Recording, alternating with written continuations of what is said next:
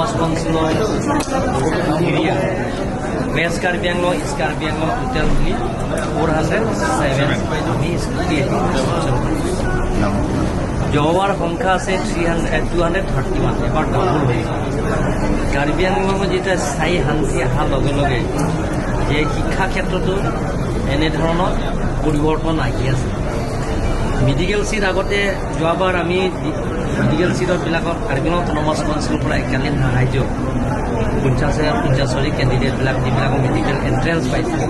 ধৰক 21 আছে এবাৰ 49 বাকী ধৰক যোৱাবাৰ APSC পাছ কৰা টোটেল আছে মাত্ৰ 5 জন এবাৰ 14 লৈকে আহিছে গতিকে এনেধৰণৰ কাৰ্বি আংলঙৰ শিক্ষা ক্ষেত্ৰতো আগবাঢ়ি আছে আৰু আমি যিমান পাৰোঁ অসম চৰকাৰৰ লগত আলাপ আলোচনা কৰি আমি যে এডুকেশ্যনৰ ক্ষেত্ৰত এটা মডেল এডুকেশ্যন বৰ্তমান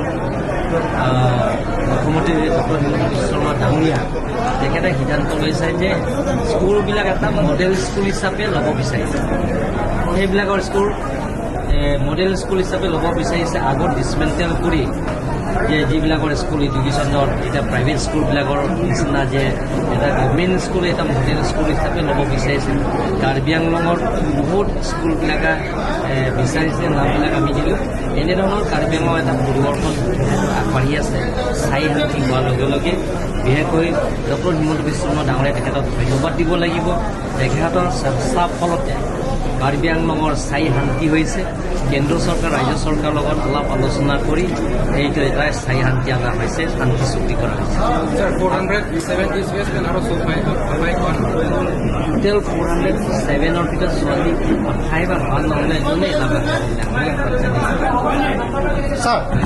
কাৰ্বি আংলং অট'নমাছ কাউন্সিলৰ ফালৰ পৰা নিজাববীয়াভাৱে মেট্ৰিক বা হায়াৰ ছেকেণ্ডেৰী পাছ কৰিলে এনেধৰণৰ বঁটা দিয়া কিবা সিদ্ধান্ত লোৱা আমি এতিয়ালৈকে সিদ্ধান্ত লোৱা নাই কিন্তু যিবিলাকৰ APSC পাছ কৰিছে তেওঁলোকৰ কাৰণে একেলেন সাহায্য আমি 50,000 কৰি দিছোঁ আৰু যিবিলাকৰ মেডিকেল এণ্ট্ৰেঞ্চ পাছ কৰিছে তেওঁলোকৰ কাৰণে আমি কাৰ্বি আংলং অট'নমাছ কাউন্সিলৰ নিজৰ ফাণ্ডৰ জৰিয়তে আমি 50,000 কৰি দিয়া হৈছে আপোনালোকে স্বীকৃতিটো দিছে চৰকাৰে কিন্তু তেওঁলোকক ৰক্ষা কবচ মানে হেলমেটটো নিদিয়ে নেকি ষ্টুডেণ্টবিলাকক দিব